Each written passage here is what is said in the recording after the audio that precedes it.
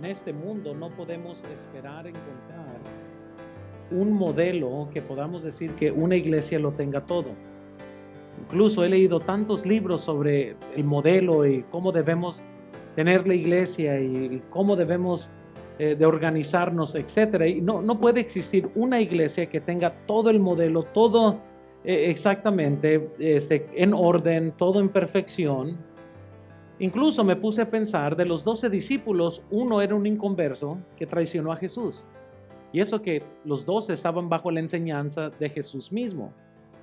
Sin embargo, cuando hablo de un modelo, tenemos que ver a la iglesia primitiva y tratar de copiar y aplicarlo en nuestros tiempos, lo que ellos estaban haciendo para poder honrar a Jesús y para poder ser fiel al Señor. Vemos que Pablo cuando habla de la iglesia de Tesalónica, él dice lo siguiente, y noten, dijo, de tal manera que habéis sido ejemplo a todos los de Macedonia y de Acaya que han creído. El hecho que ellos habían sido ejemplo es que ellos habían sido un modelo. El miércoles prediqué sobre nuestra influencia basado también en este mismo pasaje. ¿Por qué? Porque podemos tener buena influencia, podemos ser un buen modelo que seguir, y lo que nosotros queremos entonces es ser cristianos que podamos decirle a todo mundo, mira, Dios está vivo, sigue y ven y conoce nuestro Dios, amén. Y es lo que la iglesia de Tesalónica estaba haciendo. Ahora, nos haría bastante bien entonces poder comprender el trasfondo de esta iglesia y qué es lo que ellos estaban haciendo en este momento que Pablo les está escribiendo y cómo es que se fundó esta iglesia. Algo clave que vemos, y vean conmigo en el versículo 5, por favor, aquí de 1 Tesalonicenses 1, versículo 5, dice la Biblia, pues nuestro evangelio no llegó a vosotros en palabras solamente, sino también en poder, en el Espíritu Santo y en plena certidumbre. Noten esta expresión, lo que él dijo aquí, como bien sabéis cuáles fuimos entre vosotros por amor de vosotros.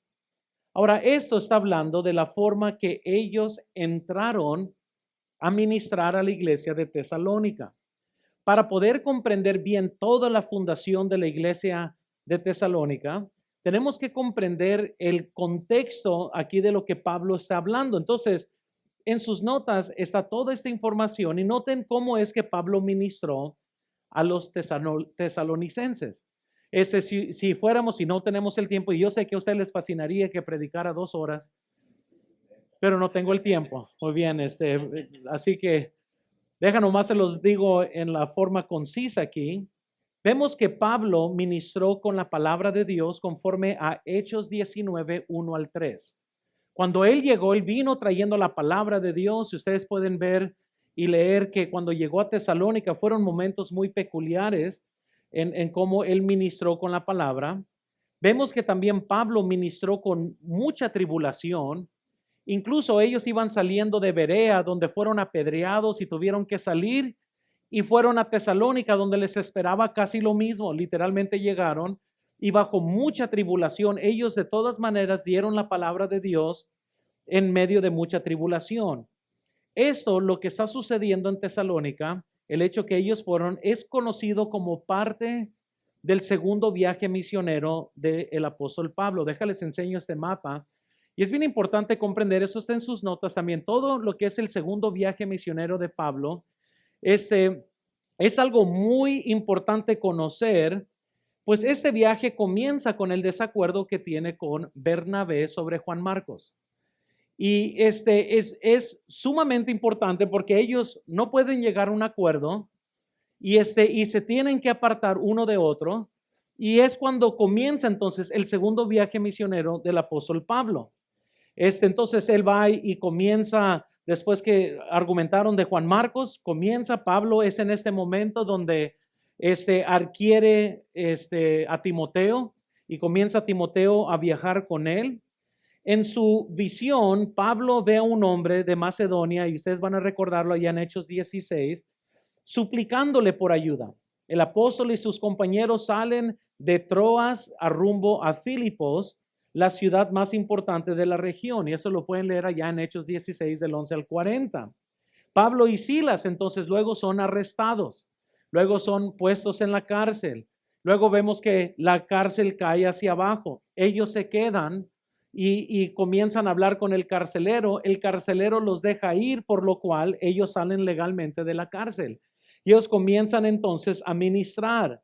Así que Pablo y Silas, luego saliendo de la cárcel, es cuando luego comienzan a despedirse de Lidia y van a otro lugar a predicar el evangelio. La historia de cómo la iglesia de Tesalónica fue fundada se encuentra en Hechos 17 del 1 al 9. Es cuando ya llegan ellos a Tesalónica y comienzan a predicar el evangelio. Lo que vemos del apóstol Pablo es el mismo patrón que él ha estado practicando, y vemos un patrón en donde Pablo llega a una ciudad, encuentra un lugar donde predicar. Algunos creen y algunos no creen. Quienes creen siguen a Pablo y reciben más enseñanza, y quienes no creen causan problemas. Suena como los bautistas, amén. Pero bueno, Pablo sale y se escapa porque dice la Biblia que se les amontonó un montón de gente. Literalmente ellos escapan de noche.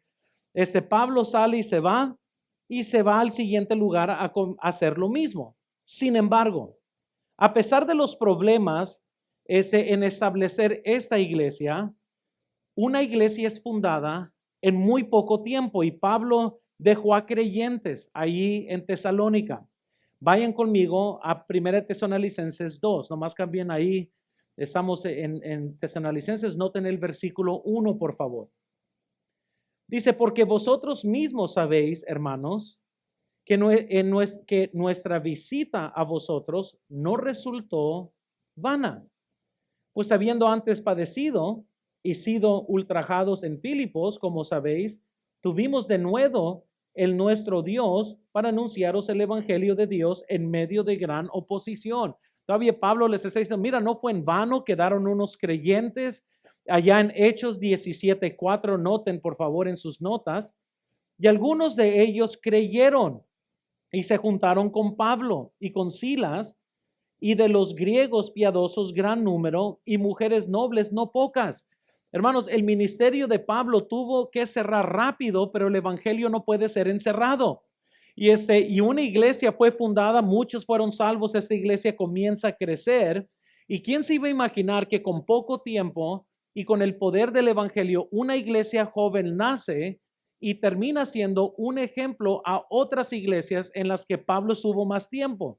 Pero esta iglesia agarró fuego.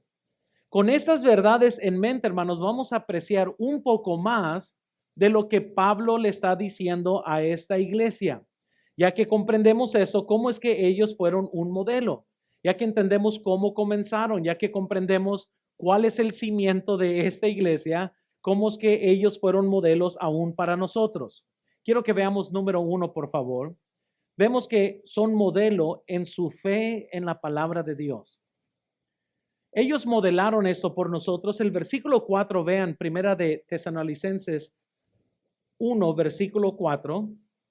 ¿Estamos todos ahí? Porque conocemos, hermanos amados, Dios vuestra elección. Versículo 5, pues nuestro evangelio no llegó a vosotros en palabras solamente. Ahora vayan a primera de Tesalonicenses 2 y vean el versículo 13. ¿Estamos ahí todos? Por lo cual también nosotros, sin cesar, damos gracias a Dios de que cuando recibisteis la palabra de Dios que oíste de nosotros, la recibisteis no como palabra de hombres, sino según es en verdad la palabra de ¿quién? La cual actúa en vosotros los creyentes. Hoy en día se dice tanto en contra de la palabra de Dios. Qué refrescante es leer de una iglesia que recibió la palabra tal como era la palabra de Dios, hermanos.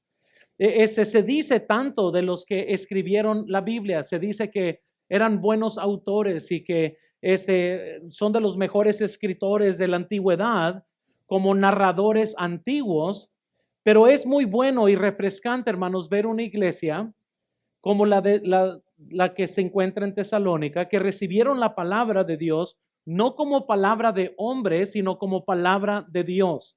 Hermanos, nosotros no vemos la Biblia como nomás un libro bonito. La Biblia es la palabra de Dios dada a nosotros. Los demás libros han sido escritos para nuestra información, pero la Biblia fue escrita para nuestra transformación.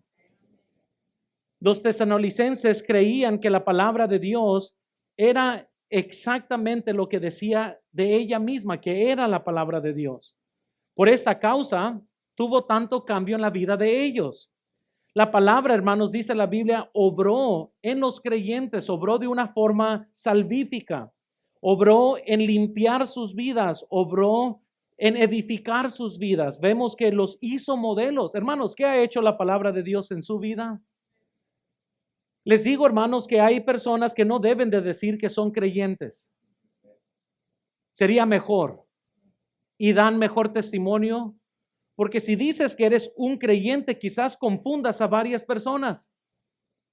Recuerdo cuando fui salvo, yo comencé a hablarle a muchos de Cristo, de mis conocidos, cada vez que me topaba con unos, y de repente me topo con una amiga, bueno, que era amiga en mi secundaria y prepa, y le voy y le hablo de Cristo y me dice, no, yo ya recibí a Cristo.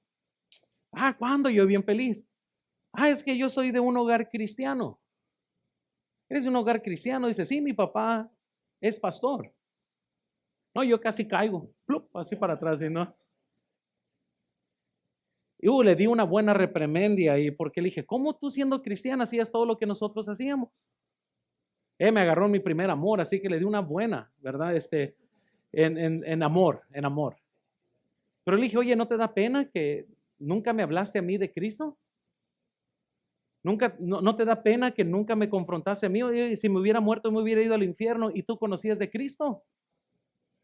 Y comenzó a llorar, yo no me sentí mal, pero hermanos, déjales digo, pero le dije, oye, esto está mal, ¿cómo crees? Y yo apenas teniendo 18 años cuando hablé con ella, pero le dije, oye, ¿cómo pudiste vivir de esa forma? ¿Por qué nunca me dijiste nada de Cristo? ¿Por qué? Hermanos, y saben que quizás si fuera bueno que nunca me dijo, porque les voy a decir esto, es muy difícil que testifiques cuando tu vida es una basura. Es muy difícil. Y si no estás viviendo para el Señor y si no estás teniendo buen testimonio, quizás sí es buena idea que no le digas a gente que eres creyente, porque quizás piensen mal de Jesús por lo que están viendo en su vida. Y Jesús es un buen Dios. Jesús no nos ha hecho ningún daño a nosotros. Él cumple su palabra. Él es más que bueno. Quienes pisoteamos el nombre de Él somos nosotros los seres humanos. Tenemos que tener mucho cuidado. Creo, noten que la lucha que tienen la mayor parte de los creyentes es sobre si creen que es la palabra de Dios. Hablo con muchos hermanos y ven la Biblia como un buen libro, como bueno, un libro antiguo, como que tiene buenos pensamientos y quizás te pueda ayudar, pero la Biblia es la palabra de Dios. Pero aquí les va, es difícil creer en algo que no vives. Y por eso comprendo que mucha gente tiene dificultad con la palabra de Dios, pero porque tampoco la están viviendo. La palabra de Dios, hermanos, no es un libro místico, no espanta demonios. Pon la Biblia más grande que encuentres del mundo en tu casa y no va a espantar ningún demonio. Amén. Muchos la cargan como si,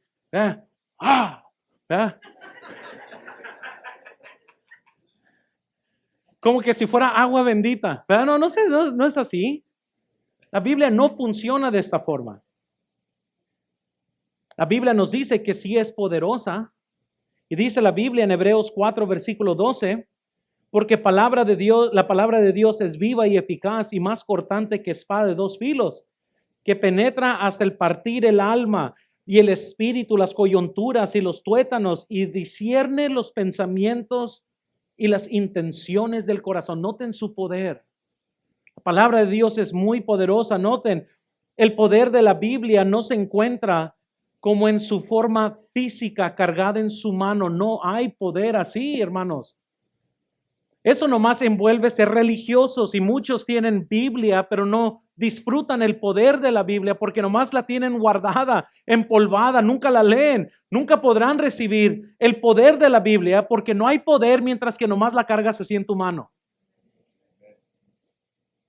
El poder de la Biblia se encuentra en su fe en ella y su obediencia de ella. Porque cuando la obedeces, verás el poder de Dios ahora sí en tu vida. Y comenzarás a ver que Dios obra al favor tuyo por obedecer la Biblia. La palabra de Dios alimenta nuestra alma. Muchos cristianos están anímicos en este día. Si podríamos sacarle la sangre espiritual, detectaríamos un montón de problemas. Alto mundanismo, en lugar de alto colesterol, amén. Alta carnalidad, alta en desesperación, alta en falta de fe. ¿Y saben por qué? Porque no se están nutriendo. Y así como una buena nutrición es buena para nuestra vida física, nuestra nutrición de la palabra de Dios es buena para nuestra alma. Nunca podremos tener el poder de la palabra de Dios si no está en nuestros corazones. La palabra de Dios nos enseña quién es Dios, cómo vivir, cómo sufrir y hasta nos muestra cómo morir. Hermanos, la palabra de Dios nos da todo. R.A. Torrey dijo lo siguiente: la palabra de Dios es pura y segura, a pesar del diablo, a pesar de tu miedo, a pesar de todo. La palabra de Dios es pura y es segura. La palabra de Dios, hermanos, existía eternamente en el cielo y Dios se la dio a los hombres para escribirla. Esto se llama inspiración. Segunda de Timoteo 3, versículo 16 al 17, la Biblia dice: toda la escritura es inspirada por Dios. La palabra inspirar significa literalmente soplar. La palabra de Dios fue soplada sobre los seres humanos para que ellos escribieran lo que ya existía en el cielo. Pero la palabra de Dios no nomás fue inspirada por Dios, dice la Biblia, y útil ¿para qué? Enseñar. ¿Para qué? Redarguir. Para instruir en justicia. ¿Y cuál es el fin de la palabra de Dios? Es esta: a fin de que el hombre sea ¿qué? Sea perfecto, enteramente preparado ¿para qué? La razón que Dios quiere que vengamos a la iglesia, hermanos, se va a predicar. La palabra de Dios nos ayuda a prepararnos a ser quienes debemos de ser. Mientras que nos alimentamos, comenzamos a tomar decisiones. Todos de nosotros necesitamos de la gracia de Dios, del poder de la palabra de Dios. Todos somos pecadores y muy necesitados de la palabra de Dios en nuestras vidas. Por eso la Biblia nos dice en Mateo 4:4, le respondió y dijo: escrito está, no solo de pan vivirá el hombre, sino de toda palabra que sale de la ¿qué? Déjales digo, la religión no le va a funcionar. ¿Saben por qué muchas veces personas vienen a la iglesia y se sienten mal aún? Porque vienen a la iglesia y aquí esperan que aquí yo diga abracadabra y todos se sientan bien y van a salir felices, ¿verdad? Y piensan que yo nomás voy a estar así y les voy a tirar agua y van a salir todos felices. Pero no funciona así, hermanos. ¿Quieres que tu alma sea reparada? No solo de pan vivirá el hombre, sino de toda palabra que procede de la boca de Dios. Hermanos, ¿quieres que tu vida cambie? Va a cambiar en medida que la palabra de Dios está obrando en tu vida. ¿Quieres que tu vida sane? Va a ser en proporción de la palabra de Dios obrando en tu vida. Yo no tengo absolutamente nada de poder que ofrecerte a ti. Yo no puedo aliviar tu corazón del dolor. Yo no puedo aliviarte de la amargura que cargas, pero sí te puedo ofrecer Biblia y versículos bíblicos que te ayuden a sanar, que te ayuden a restaurar, para que puedas vivir en el poder del Espíritu Santo de Dios. Necesitamos seguir el modelo de los tesalonicenses. Cuando ellos recibieron palabra de Dios, no la recibieron como palabras de hombres. No decían: ay, mira qué bonito versículo, lo voy a colgar en mi casa y no voy a hacer nada acerca de ese versículo. Amén. Necesitamos reconocer que la palabra ya existía en el cielo y Dios se la dio al hombre para darse a conocer. Él no tenía que darse a conocer a nosotros. Podríamos nosotros siempre haber vivido en ignorancia, sin conocer quién es Dios. Necesitamos, hermanos, construir nuestras vidas sobre qué es lo que Dios dice. Jóvenes, ¿quieres un buen matrimonio? edifícalo con principios bíblicos. No seas religioso, vívelo. Tantos cristianos hoy se están divorciando, están teniendo problemas, pero déjales digo, nosotros tenemos la palabra de Dios. No hay una razón por qué un joven aquí que todavía no se ha casado, tiene todas las herramientas, todo lo tiene aquí. No es un libro nomás anticuado que está escrito para darte pensamientos positivos. De vez en cuando lo que está escrito aquí te va a doler y te va a hacer llorar. Y te va a hacer que te pongas en tus rodillas para pedir perdón. Todo lo que está escrito aquí está para tu bien. Pero no todo el tiempo te va a dar el Espíritu Santo algo que te dé cosquillas y que te dé escalofrío y que te sientas bien. Muchas veces te va a dar donde más te duele. Y vas a leer un versículo y te va a partir el alma. Y vas a decir, Señor, gracias por tu misericordia. Yo no sé ni por qué sigo vivo. Pero el día de hoy todos andan buscando nomás pensamientos positivos. Quieren sentirse a gusto. Y luego vienen aquí y les hago más mala la vida. Pero yo les amo, no les voy a mentir. La Biblia, hermanos, merece que la leamos para construir encima. La Biblia dice en Mateo 7:24, Jesús hablando, cualquiera pues que me oye estas palabras, las palabras de Jesús, y las hace, le compararé a un hombre prudente que edificó su casa sobre esto, hermanos, y por favor, hermanos, compréndanme, porque es una advertencia aún para mí, aún para usted, para todos. Cualquiera pues que oye estas palabras y las acepta, no dice eso. Aquellos que oyen estas palabras y las quieren. Aquellos que reciben estas palabras y las ponen en su librero. Aquellos que oyen esta palabra y las ¿qué?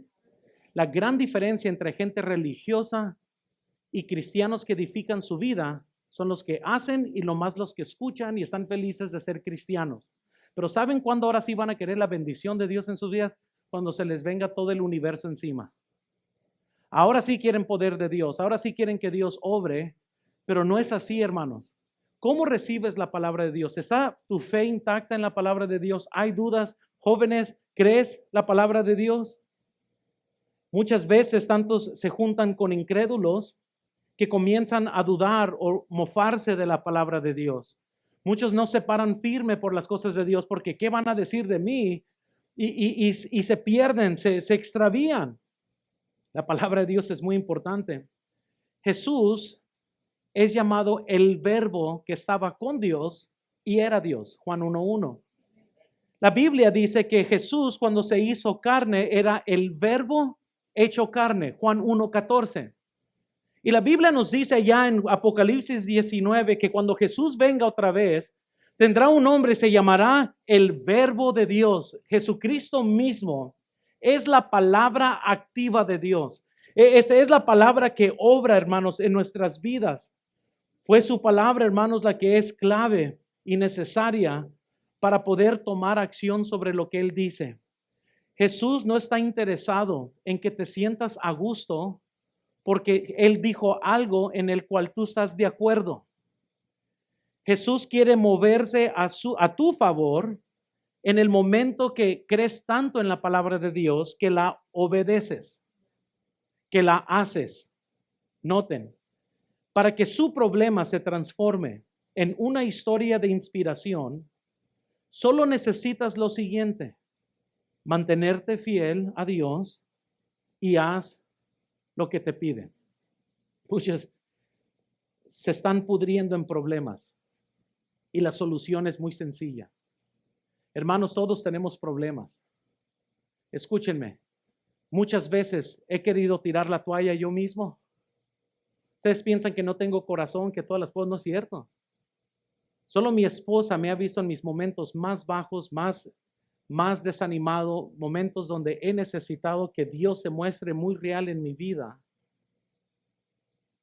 Pero yo solo sé esto: cómo transformas algo trágico en una historia de esperanza.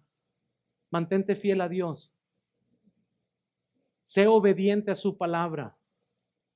y los muros caen y el mar se abre. El fuego desciende como lo hizo con Elías. El templo cae como lo hizo con Sansón.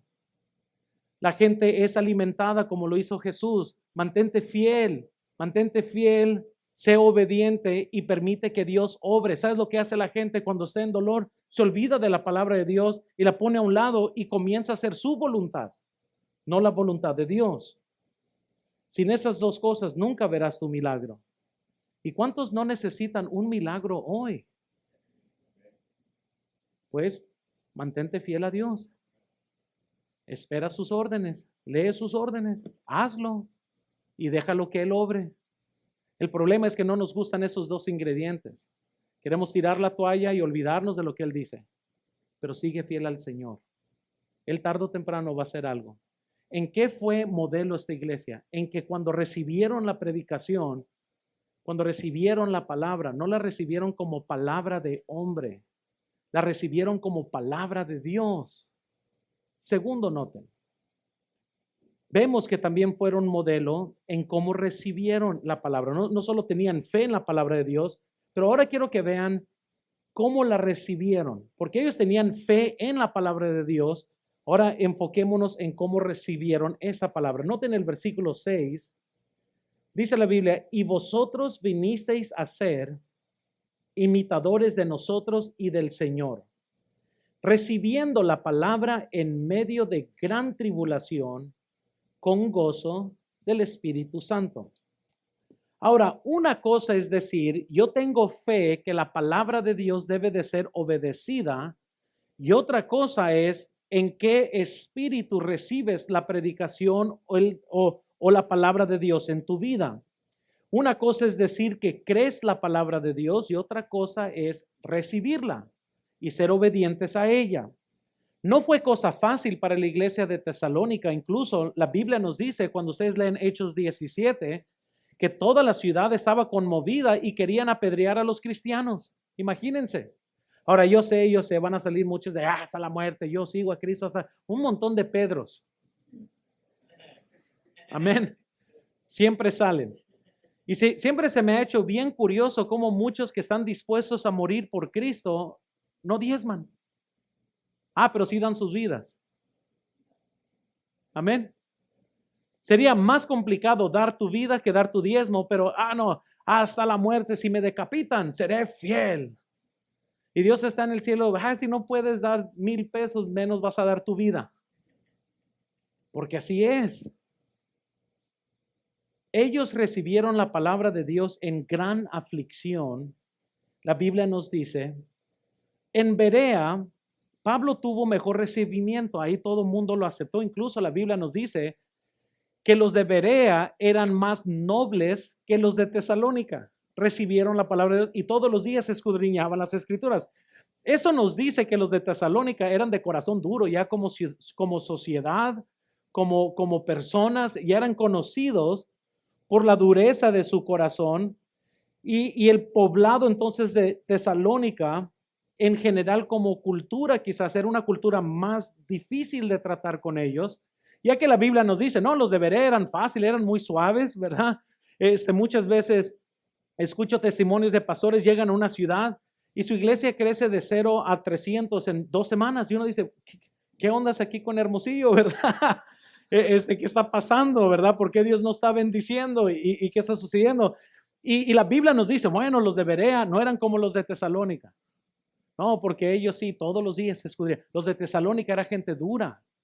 Pero esto hace que lo que soy a punto de decirlos lo hace más admirable para nosotros, porque ellos estaban bajo mucha presión de la ciudad de mejor rechazar a Cristo. Miren, ¿cuántos a lo mejor de ustedes no batallan cuando van al trabajo y saben que van a estar alrededor de pura gente incrédula? Muchos son tentados a no orar y dar gracias por su comida. No vaya a ser que se rían. Y, ¿verdad? Y un cristiano en su casa, no, hombre, en la casa, Señor, bendice a todos los misioneros. Bendice hasta los que no conozco. Al pobre, al rico, bendice a todo. Y no, hombre, y se esmeran por una oración.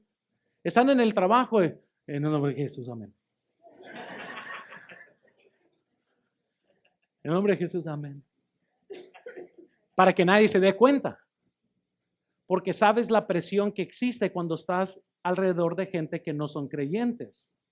Esperen, hermanos, la iglesia de Tesalónica tenía toda esta presión, sin embargo, estaban recibiendo la palabra de Dios. Ellos estaban muy atentos a recibir la palabra de Dios, aunque había mucha oposición y mucha tribulación. Ellos recibieron la palabra de Dios en aflicción, hermanos. Vean, la persecución no les impidió su buena confesión de fe.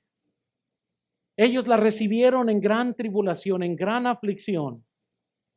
Ellos creyeron y estaban dispuestos a pagar por su fe con sus vidas si era necesario. Ellos fueron real. Trabajar en la construcción, hermanos, es uno de los trabajos más difíciles porque hay mucha gente perversa en el medio del ambiente. Yo trabajé en construcción toda mi vida poniendo cemento con mis padres. Luego crecí, luego estoy ya en el instituto para prepararme para ser pastor. Y eso era como ponerle una toalla roja a un toro. A todos los demás querían ver qué tan cristiano era.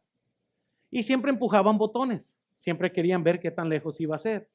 En una ocasión estaba sentado, estaba leyendo mi Biblia y unos que trabajaban para otra compañía vino y me tiró una revista de Playboy encima de la Biblia.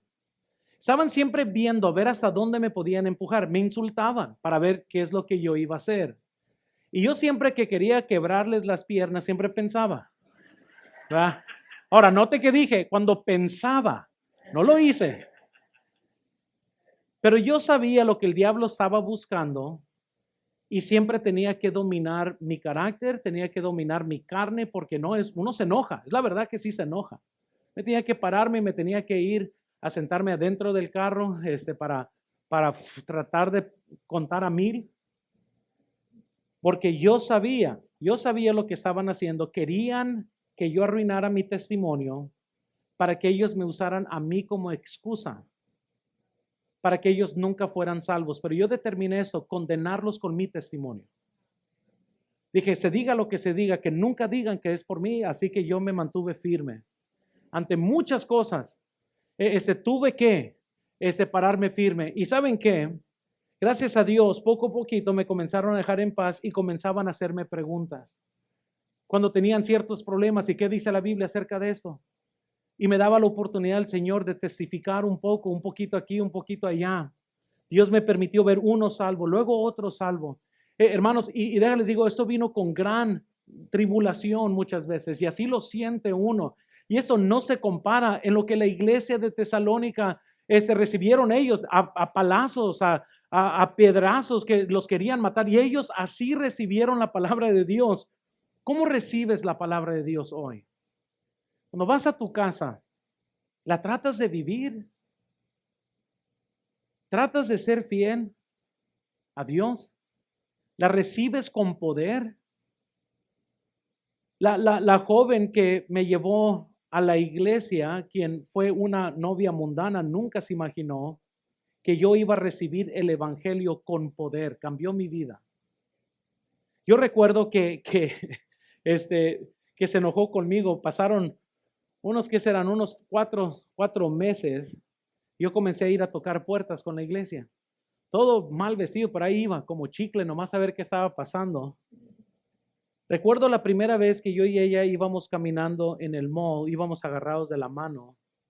Yo le solté la mano. Y me dijo, ¿qué estás haciendo? Le dije, ¿sabes qué? No es correcto esto. Y le dije, no sé por qué no me siento a gusto. Escúchenme, jóvenes, aquí, porque yo sé que muchos te dijeron algo. A mí nadie me dijo nada. El Espíritu Santo de Dios sabía que Él quería que yo fuera limpio.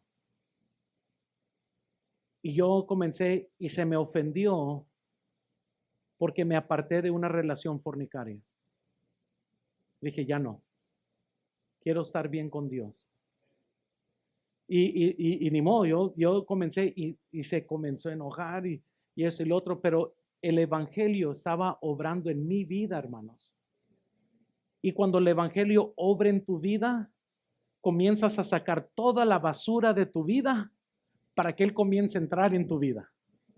Y eso es cuando uno recibe el poder del evangelio, porque uno dice, Señor, Señor, por favor, saca toda la basura de mi vida para que tú puedas reposar en mi vida. Yo quiero que tú estés muy presente. Saca todo lo que te deshonra, todo lo que te cae mal de mí. Por favor, ayúdame a tratar con esto, porque quiero todo tu ser, todo tu poder. Yo lo quiero que tú me uses. Y hermanos, y uno comienza, porque el poder del evangelio, hermanos, es algo muy poderoso en su vida. Ellos vean en sus notas, recibieron la palabra en medio de aflicción. Yo no sé si usted se encuentra en problemas en este momento, quizás usted está desanimado, quizás usted se encuentra decepcionado, quizás usted está el día de hoy pensando, no, pastor, no te imaginas los problemas. Déjate digo, pausa ahorita, respira y recibe la palabra. No importa qué aflicción estés pasando. Yo sé que se siente que nadie te entiende, que es mucha la aflicción, pero escúchenme. Nomás detén. Tienes que tranquilizarse. Yo sé que te están apedreando, te están hiriendo, te están decepcionando, te están agarrando a patadas. Y en medio de todo esto, Dios quiere que recibas su palabra para que Él pueda bendecirte en este problema. Ellos la recibieron en gran aflicción. Podrían haber tirado la toalla, pero ahí estaban recibiendo la palabra de Dios. Ellos la recibieron, pero noten también segundo, recíbela con gozo. Dice la Biblia, con gozo del Espíritu Santo.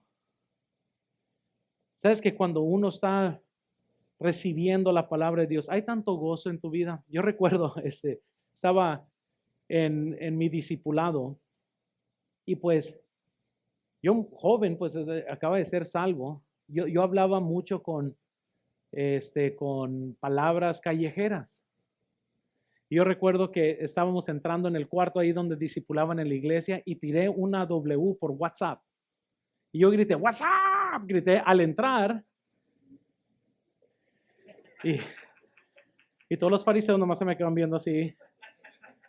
Es como entrar, ¿qué hubo? ¿Qué ondas? ¿Qué pasa, calabaza, verdad? Y uno entrando, ¿qué ondas? Y recuerdo que uno de los asistentes dice, hey, aquí no hacemos esto, me dice yo, ay, ¿por qué no? O sea, está pensando, pero era muy nuevo. Pero aún cuando me llamaron la atención, lo recibí con gozo. Es que mira, cuando estás en fuego, lo recibes. Tú dices, gloria al Señor. Ya nunca lo volví a hacer, pero uno recibe todo con gozo. ¿Sí me explico? A diferencia cuando uno está mal de corazón, lo recibes todo con amargura. Pero cuando tu corazón está bien, aunque hagas algo mal y alguien te dice que estás mal, no vas a ir, crucifíquenlo, ¿verdad? Vamos a matarlo, ¿verdad? Nada de eso, lo recibes con gozo. Amén, dices, gloria a Dios, amén. Qué bueno. Se me hizo bien chistoso, pero estábamos en la conferencia de jóvenes y el pastor dando testimonio para hacer bendición a los jóvenes, apuntó hacia mí como unas 5 veces, mira, si Dios lo puso a él.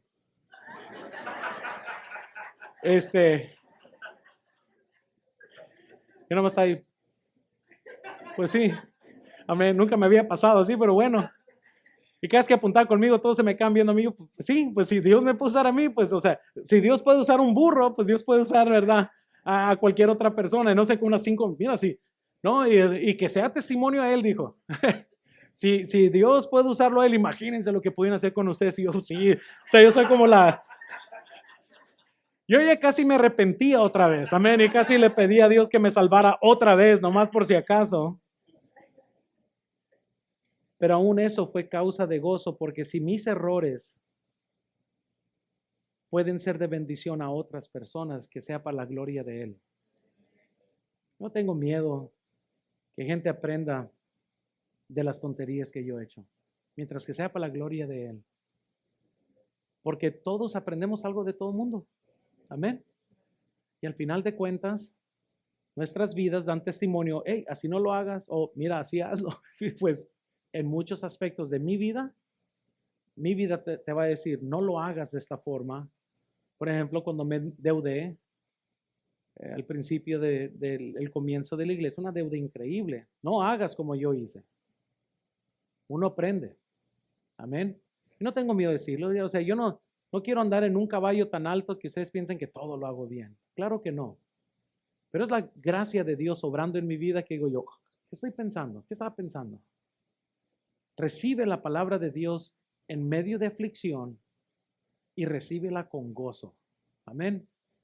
Vean otra tercera área en cómo fue modelo la iglesia de Tesalónica. Fue modelo en su corazón para los perdidos. Fue modelo en su corazón para los perdidos. Vean el versículo 8. Porque partiendo de vosotros ha sido divulgada la palabra del Señor, no solo en Macedonia y Acaya, sino también en todo lugar vuestra fe en Dios se ha extendido, de modo que nosotros no tenemos necesidad de hablar nada. Una iglesia, hermanos, que se mueve bajo la bendición de Dios, va a ser una iglesia que tiene a los perdidos en mente. Que queramos ver gente salva. Y nosotros tenemos que estar listos siempre a dar el evangelio. Tenemos que estar preparados a presentar cómo es que alguien puede ser salvo. Ayer, gracias a Dios, un grupo se dirigió 3 personas para Cristo tocando puertas. Yo, hermano Guevara, pudimos ver una persona ser salva el día de hoy. Y uno nunca sabe, pero tenemos que estar listos en cualquier momento. Curiosamente, en nuestra calle ya habíamos terminado y había una casa, que estaba volteada y le dije al hermano, hermano, se me hace que es de la otra calle. Dijo, pues voy a ir ahí porque había alguien, no sé qué estaban haciendo atrás. Y el hermano, ¿verdad? Les comenzó a gritar y llegó una señora. Y gracias a Dios escuchó todo el mensaje. A lo que pienso sí fue salva. Obviamente yo no puedo ver el corazón, pero le dimos el evangelio. Porque queremos la bendición de Dios, porque eso sí le importa a Dios, que gente le conozca como Salvador. En Romanos 1:14 al 16, Pablo hablando dijo, a griegos y no griegos, a sabios y no sabios, soy deudor. Así que en cuanto a mí, pronto estoy a anunciaros el evangelio también a vosotros que estáis en Roma. Porque no me avergüenzo del evangelio, porque es poder de Dios para salvación a todo aquel que cree, al judío primeramente, ¿y qué dice? Y también al griego. La iglesia, hermanos, que no es misionera, no debe de esperar la bendición de Dios. Nosotros tenemos que ser misioneros de corazón y eso significa que estamos listos para ofrecer el evangelio cuando Dios nos dé una oportunidad. Esto no quiere decir que nomás los sábados. Esto es en cualquier momento que Dios te abre una puerta, comienzas a testificar. Y comienzas a tratar de guiar a alguien a los pies de Cristo. Y a medida que la iglesia abre sus brazos a los perdidos para ver gente salva y tratamos de hacer todo lo posible por alcanzarlos, podemos estar esperando que Dios comience a bendecir. Incluso esto es tan importante que la regla de dar y se os dará se aplica al evangelismo. Jesús dijo en Lucas 6:38, dad y se os dará. Medida buena, apretada, remecida y rebosando darán en vuestro regazo, porque con la misma medida con que medís, os volverán, ¿qué dice? Volverán a medir. Hermanos, cuando damos, recibiremos. Es tan fácil de no dar testimonio a los perdidos que viven más allá de nuestra iglesia o más allá de su casa, pero tenemos que estar listos siempre a dar el evangelio. Marcos 1:38, noten cómo Jesús manejó a sí mismo y dice la Biblia y les dijo, vamos a los lugares vecinos para que predique también ahí, porque para esto que dijo, noten que, y eso debe de ser nuestro espíritu como iglesia. Hay lugares vecinos que necesitan el evangelio. Hay San Pedro, hay La Victoria, no sé, hay otras ciudades que necesitan. Tenemos que ir a los lugares vecinos para asegurarnos que hay alguien predicando el evangelio. ¿Buscas a gente perdida? ¿Buscas ser de bendición? ¿Quieres dar el evangelio? Cristo fue, hermanos, el mejor misionero en este mundo. Él fue quien nos da el modelo de tener un corazón para los perdidos, pues nos dice en Filipenses 2:5, haya pues en vosotros este sentir que hubo también en Cristo Jesús, el cual siendo en forma de Dios, no estimó el ser igual a Dios como cosa a que aferrarse, sino que se despojó a sí mismo, tomando forma de siervo, hecho semejante a los hombres, y estando en la condición de hombres, se humilló a sí mismo, haciéndose obediente hasta la muerte. ¿Y muerte de qué? Por lo cual Dios también le exaltó hasta lo sumo y dio un nombre que es sobre todo nombre, para que en el nombre de Jesús se doble toda rodilla de lo que están en los cielos y en la tierra y debajo de la tierra, y toda lengua confiese que Jesucristo es el Señor, para gloria de Dios Padre. Entonces, dice la Biblia que Él estando en forma de Dios, hermanos, noten, que se diga quizás, haya pues este sentir, en el cual, no sé, puedo decir así, en el cual hermano Sánchez, estando cómodo en su casa, estimó no ser cómodo para poderse despojarse de sí mismo y ser un siervo y llevar el evangelio a gente que no le conoce a Cristo.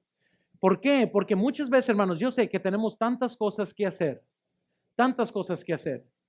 Y saben que muchas veces podemos tener muchas razones, pero tenemos que poner el testificarle a gente como centro de lo que queremos hacer como iglesia.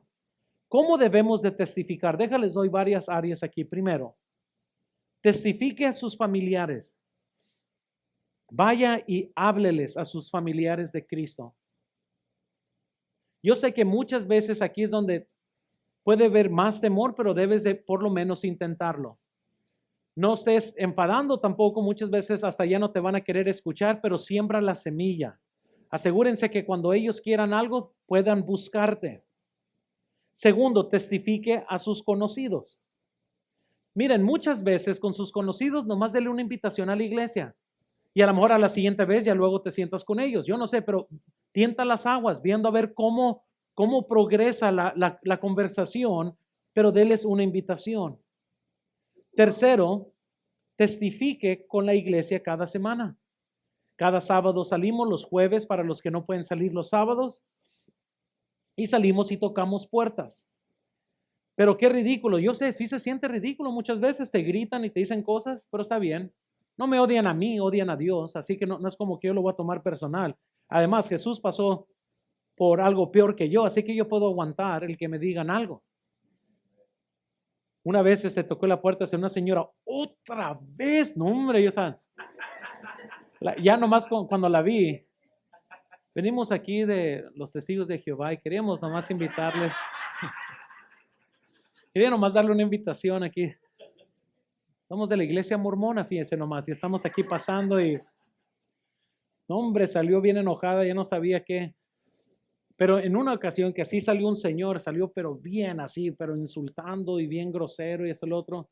No quiero ir a ninguna iglesia. Le dije, qué bueno, porque no vine a invitarlo a una iglesia. Se me quedó viendo. Vine a hablarle del cielo, ojalá que nunca vengas a la iglesia, casi le digo, así que déjate. Y le puede compartir el evangelio. No fue salvo, pero lo agarré ahí. No quiero, bueno, está bien, no te iba a invitar de todas maneras, pero escúchame, ¿verdad? Vamos a ver. Y uno tiene que estar listo, pero debemos de salir. Hermanos, el salir y tocar puertas no es un método para crecer la iglesia. Es nomás que queremos ser obedientes. No lo hacemos porque Dios va a traer quien va a traer a la iglesia, pero nosotros tenemos que ser fiel con el evangelio. De darlo. Siguiente, noten. Testifique con sus finanzas. El próximo domingo tomaremos compromisos a misiones, que esto es aparte de los diezmos. El diezmo y las ofrendas se usan para lo que hacemos como iglesia. Necesitamos finanzas aparte para poder dedicarlas a misioneros. Primera de Timoteo 6, 18 al 19 nos dice la Biblia, dice que hagan bien, que sean ricos en buenas obras. ¿Y cómo debemos de ser? Dadivosos y cómo generosos, atesorando para sí buen fundamento para lo porvenir, que echen mano de la vida eterna. Nosotros debemos de ser generosos, que nuestras finanzas testifiquen que amamos el evangelio. Amén. Es lo que nuestras finanzas deben de testificar. Muchos no conocen a esta persona, se llama David Livingstone. David Livingstone fue un misionero en en el continente de África. Curiosamente, hermanos, David Livingstone fue alguien que dejó su huella así grandemente en cuanto a lo que es misiones y su forma de ministrar. Lamentablemente, por su amor a África, en realidad pasó casi más de la mitad de su matrimonio lejos de su esposa. Ella estaba en Londres y él estaba viviendo en ¿cómo se llama? Ahí en África. Pero lo curioso de David Livingstone es de que él rindió su deseo a ir a África porque escuchó a otro misionero que era doctor, como un doctor misionero, Roberto Moffett. Roberto Moffett dijo lo siguiente, él a estar comunicando lo que había visto, dijo, a veces he visto durante el sol de la mañana el humo de 1000 aldeas donde nunca ha estado un misionero. Imagínense, aquí está ese otro misionero, dice, me levanto en las mañanas y he visto así el humo de 1000 aldeas donde no ha llegado ningún misionero a predicar el evangelio.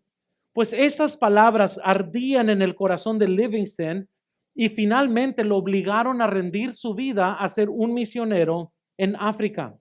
Livingstone es mejor conocido por muchos de sus logros, aún seculares, aún el canal de historia y de National Geographic tienen aún capítulos que ustedes pueden leer de David Livingstone, porque él fue el primero que trazó y hizo un mapa de África, de los ríos y de todo, porque él era un explorador también. Lo que menos se conoce de Livingstone es su inmenso sufrimiento que también soportó al llegar a África, con el Evangelio de Cristo. Una vez soportó llegar a África, una vez fue atacado por un león en el campo misionero que le aplastó el hombro hasta el punto de ya no poderlo mover igual después. Imagínense, ir allá al campo misionero y te ataque un león. A mí me ha mordido un perro aquí, pero no un león. A mí no me ha tocado un león todavía. A David Livingstone sí. David Livingstone se casó con la hija de Moffett, curiosamente.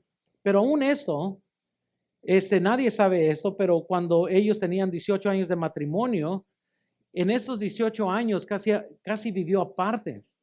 La pareja, ellos dos, la hija de Moffett y él, perdió un hijo por enfermedad en el campo misionero. Luego, más tarde, Livingstone iba también a perder a su propia esposa por una enfermedad en el campo misionero. Livingstone, una vez que pasó 3 años sin correspondencia con su familia, porque las cartas, él estaba tan metido en África, en las junglas, que ninguna carta salía y una carta no le entraba por 3 años, mientras que él predicaba el evangelio. Después de todo su sacrificio, después de perder un hijo, después de ver a su esposa morir, después de en realidad casi ni conoció a sus otros hijos que tenía en Londres porque no querían que se enfermaran y murieran, David Livingstone dijo lo siguiente: la gente habla del sacrificio que he hecho al pasar tanto tiempo en África. ¿Se puede llamar sacrificio a eso que es simplemente pagar una pequeña parte de una gran deuda con nuestro Dios que nunca podremos pagar? Fuera la palabra en tal vista y con tal pensamiento. Dice, es enfáticamente ningún sacrificio. Digamos más bien que es un privilegio. Imagínense, hermanos, a pesar de la pérdida de su sueño americano, tenerlo todo, tener riquezas, tener comodidad, Livingstone da 30 años de su vida como misionero, pierde a su esposa, pierde a uno de sus hijos y le llama todo esto un privilegio. ¿Qué has dado para tu Dios el día de hoy? ¿Qué has dado para Dios? ¿Eres un modelo en tu amor para los perdidos? ¿Testifica tu vida? ¿Testifica la forma que testificas? ¿Testifica tus finanzas? ¿Que amas a los perdidos? Y vemos que la iglesia de Tesalónica tuvo otro modelo más que podemos nosotros copiar. Y noten cuarto, vemos el modelo de su obediencia a la fe. Su obediencia a la fe. Noten conmigo primera de Tesalonicenses 1, versículo 9 al 10. Dice la Biblia, porque ellos mismos cuentan de nosotros la manera en que nos recibisteis y cómo os convertisteis de los ídolos a Dios, para servir al Dios vivo y verdadero, y esperar de los cielos a su Hijo, al cual resucitó de los muertos, a Jesús, quien nos libra de la ira venidera. Hermanos, se dice en tres áreas que ellos fueron un ejemplo, y les vuelvo a decir, la salvación es el inicio de una relación, pero hay mucho más que Dios quiere hacer en nuestras vidas. No debemos de estar convencidos nomás porque somos salvos. Tenemos que poner esa salvación en acción. Amén. Y la Biblia dice que hay tres áreas en las que ellos fueron obedientes. Noten primero, por favor, ellos obedecieron en su separación. En otras palabras, se consagraron a Dios. La Biblia dice en el versículo 9, porque ellos mismos cuentan de vosotros la manera que nos recibisteis y cómo os convertisteis de los ídolos a Dios. Ellos se despojaron de la idolatría, se despojaron de cualquier cosa que impedía que ellos pudieran tener una buena relación con Dios. Ahora escúchenme, quizás ustedes no tienen una virgencita o no tienen un San Judas, pero puedes tener el dinero como un ídolo. Puedes tener quizás la fama como un ídolo. Quizás te preocupa más ser popular, que eso es tu ídolo. Yo no sé, pero si vamos a ser obedientes, tenemos que sacrificar nuestros ídolos para separarnos y estar consagrados para con Dios. Noten segundo también, ellos obedecieron en servicio. Tantos cristianos han sido salvos y nunca sirven a Dios. ¿Por qué será eso? El versículo 9, la Biblia nos dice, se convirtieron de los ídolos a Dios. Noten, ¿para qué dice ahí? Para servir al Dios vivo y verdadero. Se apartaron de algo para hacer algo. Y escúchenme, hermanos, ¿saben por qué es difícil encontrar gozo en las cosas del Señor? Porque gente se aparta del mundo, pero no hace nada para Dios. Se apartan del pecado, pero no se ponen a servir a Dios. Hermanos, va a haber mucha frustración si nomás te apartas del pecado, pero no haces nada para Dios. Ellos dejaron los ídolos para poder servir al Dios vivo. Amén. Se apartan de una cosa para hacer otra. No puedes quedarte así nomás. Hay hermanos, y hay iglesias quizás, y hay jóvenes que van a pedir, no, que apártate de eso, que no hagas lo otro, que no tomes, que no fiestas y esto y lo otro, pero nunca les dan el por qué. Quieres servir a Dios, no puedes estar lleno de suciedad, no puedes estar lleno de pecado. Te apartas del pecado para servir a Dios. Y cuando alguien no sirve a Dios, no tiene sentido por qué apartarte del pecado. Amén. Entonces, ellos hicieron, el versículo 3, noten, nos dice qué hicieron en este servicio. Versículo 3 dice, acordándonos sin cesar delante del Dios y Padre nuestro, de la obra de vuestra fe, del trabajo de vuestro amor y de vuestra constancia en la esperanza de nuestro Señor Jesucristo. Noten, ellos fueron muy fieles en su servicio al Señor. Es voluntad de Dios que no solo seamos salvos, pero que también sirvamos. Muchos se quedan atorados en la salvación y nunca proceden de ahí. Ahí se quedan. Son salvos, pero nunca sirven. Y deja terminar con esto. Ellos obedecieron también en su búsqueda del Señor. Aquí piso yo mi propio callo. Y ahorita les voy a explicar por qué. Versículo 10 dice, y esperar del Dios de los cielos a su Hijo, el cual resucitó de los muertos, a Jesús, quien nos libra de la ira venidera. Vayan conmigo a primera de Tesalonicenses 4. Déjales enseño qué es lo que están esperando. ¿Estamos todos ahí? Noten por favor, primera de Tesalonicenses 4, versículo 17. Ustedes pueden leer desde el versículo 13, pero por el tiempo voy a leer nomás del 17. Dice, luego nosotros los que vivimos, los que hayamos quedado, seremos arrebatados juntamente con ellos en las nubes para recibir al Señor en el aire. Y así estaremos siempre con el Señor. Por tanto, alentados los unos a los otros, ¿qué dice? Un día la Biblia dice que Jesús va a regresar. Su regreso tiene dos fases, una es espiritual, que es el rapto, y el otro es físicamente en la segunda venida de Jesucristo.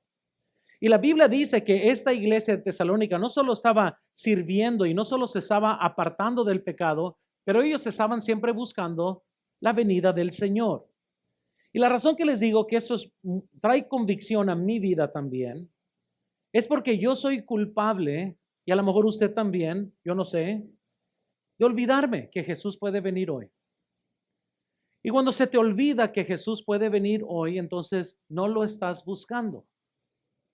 Y cuando tú no lo estás buscando, es más fácil tener un desastre en tu vida.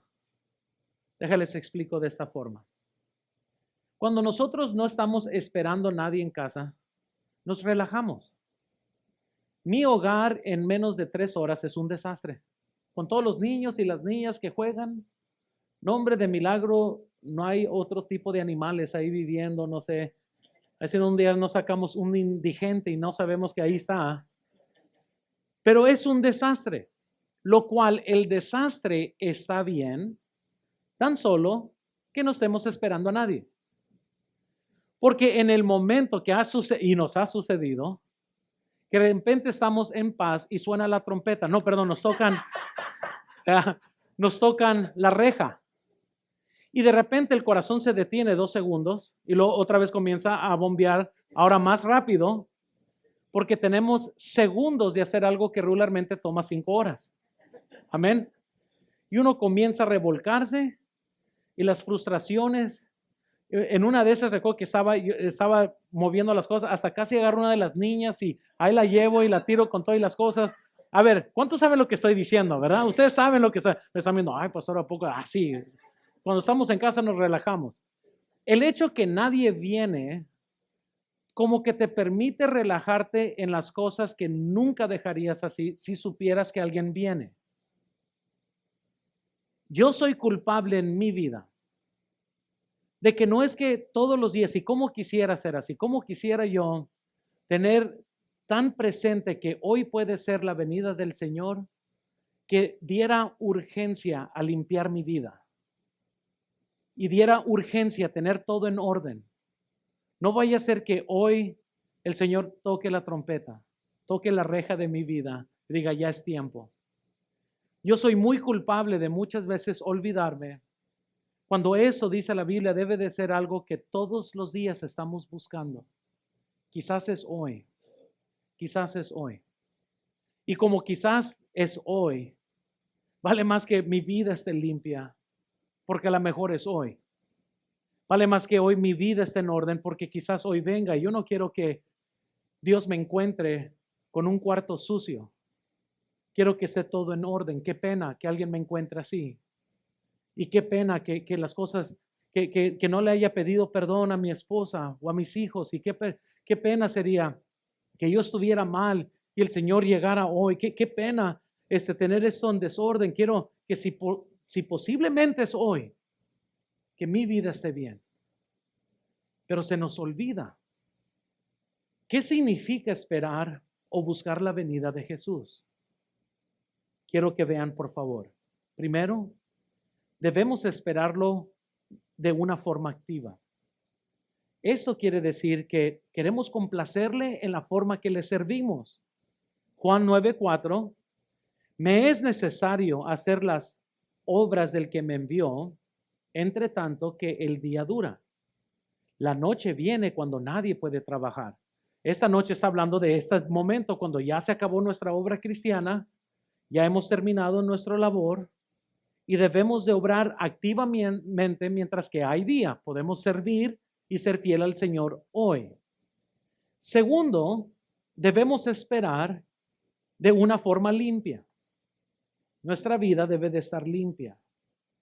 Primera de Juan 3:3 dice la Biblia lo siguiente.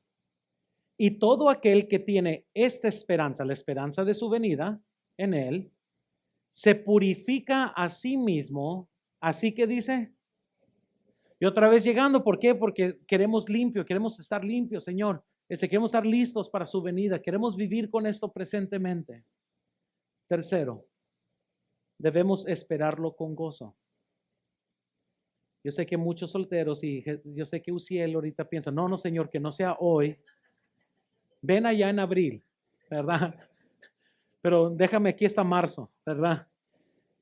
Tito 2:13 dice, aguardando la esperanza bienaventurada y la manifestación gloriosa de nuestro gran Dios y Salvador, Jesucristo. Esa es una bienaventuranza, es una esperanza bienaventurada. Saben que yo sí recuerdo cuando estábamos a unos meses de casarnos, el pastor Chapo decidió predicar toda una serie sobre los tiempos finales. Yo estaba pensando, Señor, no, todavía no. Déjame caso y ya luego ven. Y hemos tenido problemas que digo, ahora sí, Señor, ahorita es un buen tiempo. Si quieres, ven ahorita. Y ahora sí puedes venir hoy, no hay problema que sea hoy, ¿verdad? Y yo sé lo que se siente, pero deja en toda forma seria, hermanos, qué diferente fuera nuestra vida si supiéramos que hoy puede venir. ¿Saben por qué? Porque luego, si hoy viniera, en realidad mi dinero no tiene valor allá. A menos que esté invertido en la vida de alguien más. Ahí sí tiene mucho significado eternamente. Si posiblemente viene hoy, tantas de las cosas que a lo mejor hago vea en mi vida, pues ya no importan tanto a la luz de la eternidad. Tantas cosas cambian si verdaderamente, hermanos, lo esperaríamos hoy. Cuando yo estaba estudiando esto para preparar eso, les confieso, yo mismo estaba, Señor, perdóname. Yo sé que en mi vida no es esto tan presente como debe de ser. Lo digo para mi vergüenza, porque sí debemos de ser cristianos que siempre estemos esperando. Puede ser hoy. Hermanos, ¿cómo está su vida hoy? ¿Cómo está tu vida cristiana? ¿Tienes fe en la palabra de Dios? Entonces la obedeces. ¿Cómo recibes la palabra de Dios? ¿Cómo está tu corazón hoy? ¿Estaba tan lleno de problemas que se te hace difícil que entre la palabra de Dios? Ellos la recibieron en gran tribulación. ¿Cómo está entonces también tu corazón hacia los perdidos? ¿Estás testificando? ¿Estás compartiendo de Cristo? Su fe de ellos se extendió no solo en Acaya y Macedonia, sino que mucho más allá, por todos lados se escuchaba de su fe. Y vemos que no tenían nomás una fe ficticia, era una fe que los llevó a servir. Estaban sirviendo, estaban esperando al Señor, se estaban purificando, estaban haciendo algo con su fe. Es muy difícil decir que creemos en algo que no queremos vivir. Vamos a orar, hermano. Señor, yo te pido, por favor, obra en cada corazón.